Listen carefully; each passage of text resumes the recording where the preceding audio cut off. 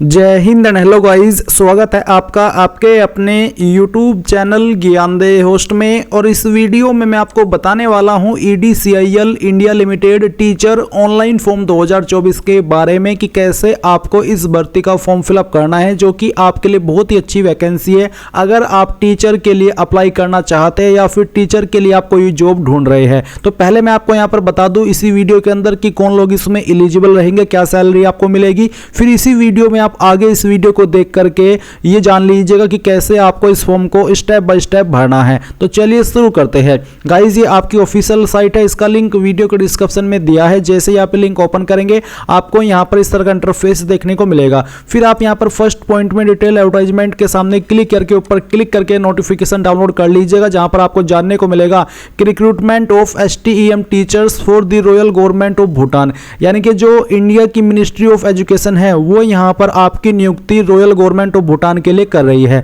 यानी कि आपकी पोस्टिंग भूटान के अंदर होगी। इसमें यहाँ पर आप देखेंगे कि आपकी कॉन्ट्रैक्ट बेस पर ये वैकेंसी निकाली है इन पोस्ट पर, जैसे कि mathematics, ICT, computer science, IT, chemistry, physics. इसके अलावा जो आपका कॉन्ट्रैक्ट का पीरियड रहेगा वो आपका 2 साल का रहेगा और आपको भूटान के अंदर कहीं पर भी पोस्टिंग मिल सकती है। इसके अलावा आपकी जो इंपॉर्टेंट डेट्स है उसके अकॉर्डिंग आप लोग इस फॉर्म को 16 जनवरी 2024 से 15 फरवरी 2024 तक भर पाएंगे। मैं माफ़ी चाहता हूं कि मैं काफ़ी लेट हो गया इसको कवर करने में, क्योंकि इसके बारे में मेरा ध्यान ही नहीं गया कि इतनी अच्छी वैकेंसी है और इतने टाइम पहले की निकली हुई है। पर अभी भी आपके पास 15 दिन का वक्त है इस फॉर्म को भरने का। इसमें आप देख सकते हैं कि कौन सी पोस्ट के लिए कितनी वैकेंसी है, आपके सामने ये जानकारी दी गई है। एंड जब मैंने सैलरी के बारे में बात की थी, तो जो आपको यहाँ पर सैलरी दी जाएगी वो इसमें आपको 1,40,000 रुपए पर मंथ दी जाएगी। जी हां, आपने सही सुना। आप यहां पर रेम्यूनरेशन में देख सकते हैं 1,40,000 रुपए आपको ज्वाइनिंग होते ही पर मंथ सैलरी दी जाएगी।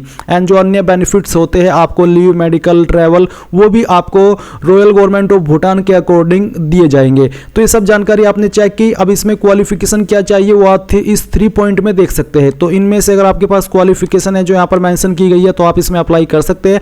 अप्लाई कैसे करना है अब आप जान लीजिए। तो ये जो लिंक आपको वीडियो के डिस्क्रिप्शन में दिया है, आप ओपन करेंगे, यहां पर आएंगे और आपको क्लिक हियर टू अप्लाई, इसके ऊपर क्लिक करना है। अब गाइज आपके सामने यहां पर रजिस्ट्रेशन का जो पेज है वो आ जाएगा। आपको यहां पर रीजन के अंदर भूटान सिलेक्ट रहने देना है, क्योंकि आप इसको चेंज नहीं कर सकते। फिर अप्लाई पोस्ट भी आपकी PGT रहेगी। इसके बाद है सब्जेक्ट, तो आप इनमें से किस सब्जेक्ट के लिए अप्लाई कर रहे हो वो सब्जेक्ट आप यहां पर सिलेक्ट कर लीजिए। आपको आपका नाम डालना है यहां पर 10th के सर्टिफिकेट के अकॉर्डिंग अंग्रेजी के बड़े अक्षरों के अंदर। फिर जो आपकी डेट ऑफ बर्थ है वो आप यहां पर इस तरह से सिलेक्ट कर लेंगे, जैसे कि मैं आपको यहां पर सिलेक्ट करके दिखाया हूं।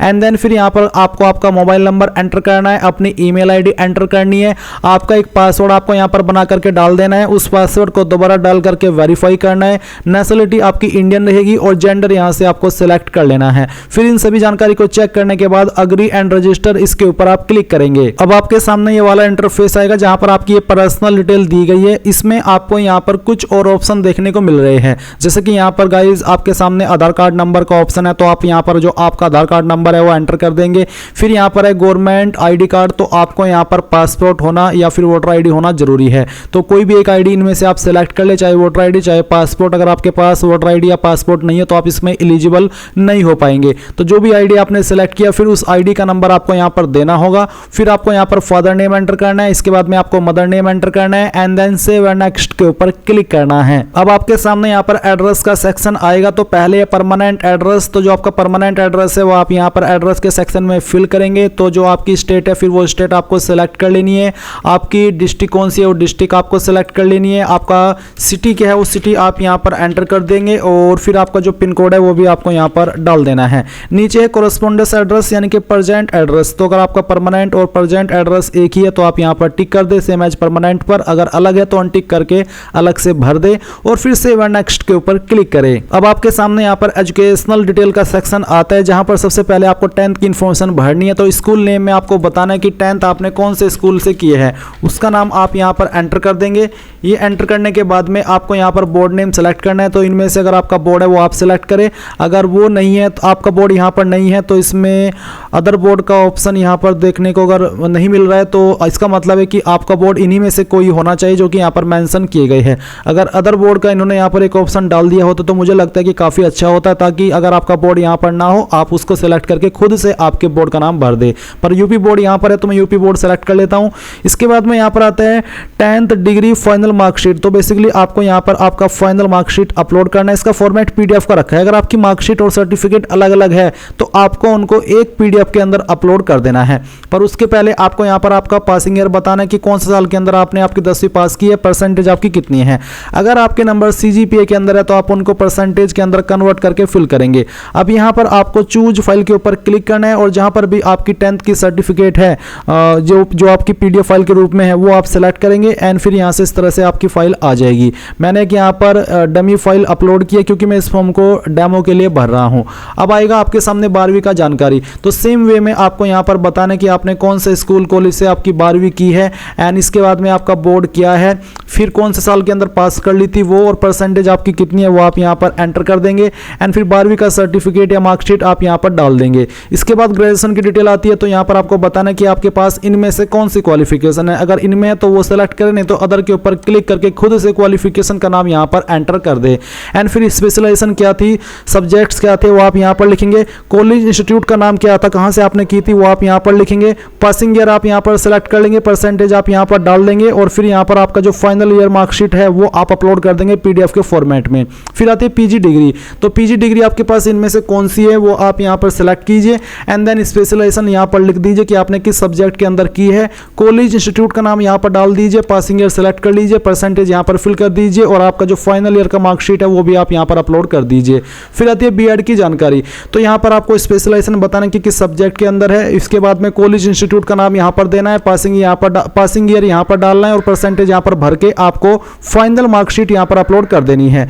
फिर अगर आपके पास कोई एनी एडिशनल डिग्री है तो वो भी आप यहाँ पर दे दीजिएगा, नहीं तो आप इसको खाली छोड़ दीजिए और फिर आपको सेव एंड नेक्स्ट के ऊपर क्लिक करना है। अब आपके सामने यहाँ पर एक्सपीरियंस का सेक्शन आएगा। तो आप एक्सपीरियंस की जानकारी भरेंगे जहाँ पर आपको ऑर्गेनाइजेशन नेम के अंदर आपके स्कूल कॉलेज का नाम देना है जहाँ पर आपने टीचिंग की है। डेजिग्नेशन के ऊपर आपको बताना है कि कौन सी पोस्ट पर रह करके आपने जो जॉब है वो की है। फिर आपका एनुअल ग्रोस सैलरी कितना था वो आपको बताना है।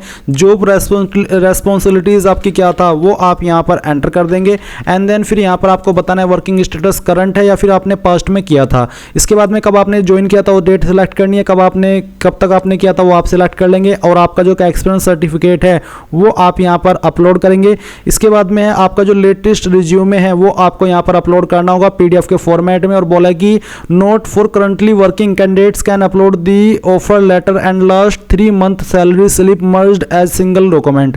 यानी कि जो करंटली जॉब कर रहे हैं उनको यहाँ पर 3 मंथ की जो सैलरी स्लिप है वो अपलोड करनी है और उसको मर्ज करके एक पीडीएफ में यहाँ पर अपलोड कर देना है एंड देन आप सेव एंड नेक्स्ट के ऊपर क्लिक करेंगे। अब गाइज आपके सामने यहाँ पर डॉक्यूमेंट अपलोड का सेक्शन आ जाएगा जहाँ पर आपको फोटो अपलोड करना है, सिग्नेचर अपलोड करना है, आईडी प्रूफ अपलोड करनी है और आधार प्रूफ अपलोड करना है। इसमें आप यहाँ पर देख सकते हैं कि upload latest passport photograph against white background, यानी कि आपके फोटो का बैकग्राउंड व्हाइट होना चाहिए और जो फॉर्मेट है इमेज का वो जेपीईजी रहना चाहिए। तो आप चूज फाइल के ऊपर क्लिक करेंगे, जहाँ पर भी आपकी फोटो फाइल है वो आपको सेलेक्ट करनी है। मैं इस फॉर्म को डेमो के लिए भरा हूँ तो मैं चलिए एक रैंडम फाइल यहाँ पर सेलेक्ट करता हूँ और मैं फिर इसको ओपन कर लेता हूँ। तो इस तरह से आपका फोटो आ जाएगा। मेरे फोटो पर ध्यान मत दीजिए क्योंकि मैं इसको रियल में नहीं भर रहा, मैं सिर्फ आपको दिखाने के लिए समझाने के लिए भर रहा हूँ। तो आपका फोटो का बैकग्राउंड व्हाइट होना चाहिए। अब जो आपका सिग्नेचर है वो सिग्नेचर की फाइल आप यहाँ पर सेलेक्ट कर लेंगे एंड देन उसके बाद में आप यहाँ पर इसको ओपन करेंगे तो आपका सिग्नेचर इस तरह से आ जाएगा। फिर आपको यहाँ पर जो आपका आईडी प्रूफ है वो अपलोड करना है। इसका फॉर्मेट पीडीएफ का रखा है तो जहाँ पर भी आईडी प्रूफ है